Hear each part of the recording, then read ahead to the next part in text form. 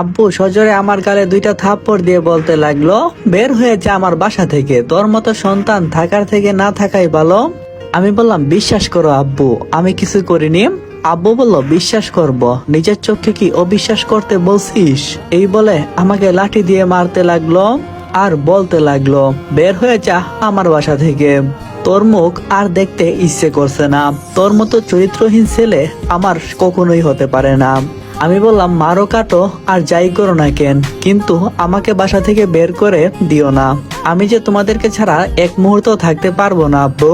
আব্বু বলল, চুপ, ওই মুখে আমাকে বাপ বলে ডাকবি না, তোর মতো চরিত্রহীন ছেলে আমার কখনোই হতে পারে না।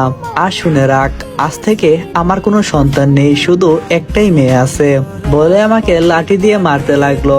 তারপর আম্মুর কাছে গিয়ে বললাম, আম্মু তুমি তো অন্তত আমাকে বিশ্বাস করতে পারো, তুমি তো জানো তোমার ছেলে কেমন।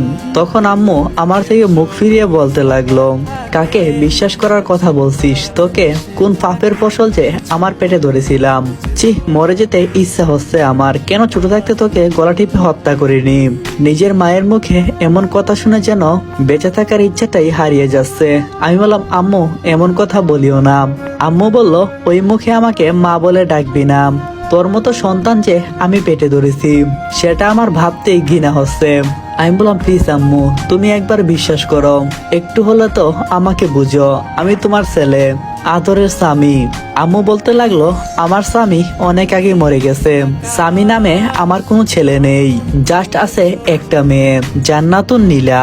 এখনই আমার চোখের সামনে থেকে বের হয়ে যা, চলে যা এই বাসা থেকে, কেন এখানে পড়ে আসিস? তোর বাপ না তোকে একবার বললো?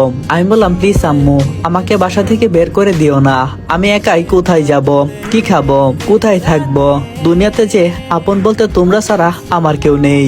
আম্মু বলল, তোকে আমরা ত্যায্য পুত্র করলাম, আমরা জানবো যে স্বামী নামের কোনো সন্তান আমাদের ছিল না।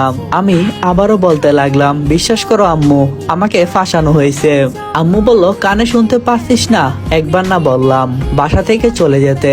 আমি বললাম, আচ্ছা ঠিক আছে, আমি চলে যাচ্ছি, আর কখনো ফিরবো না তোমাদের এই বাসায়, কিন্তু একদিন না একদিন তোমরা সত্যিটা জানতেই পারবে।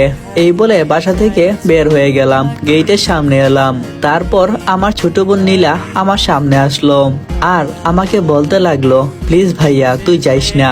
আমি আমার বোনের মাথায় হাত বুলিয়ে বলতে লাগলাম, না রে বোন, আমাকে যে বাসা থেকে বিতাড়িত করা হয়েছে, এই বাড়িতে আমার সময় শেষ হয়েছে, তুই বিশ্বাস কর আমি কোনো কিছুই করি নাই। নীলা বলল, ভাইয়া আমি বিশ্বাস সর্বদাই করি যে আমার ভাই এমন কাজ কখনো করতে পারে না।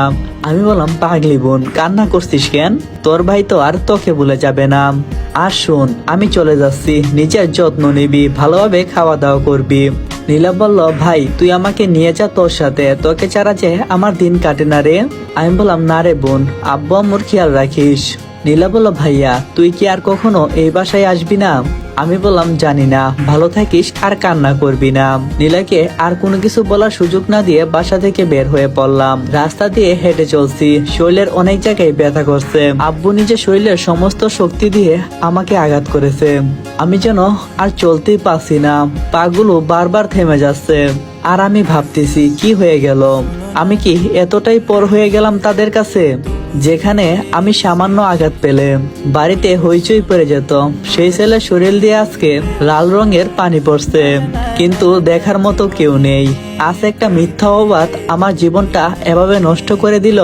আপনারা কোনো কিছুই বুঝতে পারছেন না, তাহলে চলুন ফ্ল্যাশব্যাকে যাওয়া যাক। কি ছিল আজকের মূল ঘটনা? ফ্ল্যাশব্যাক।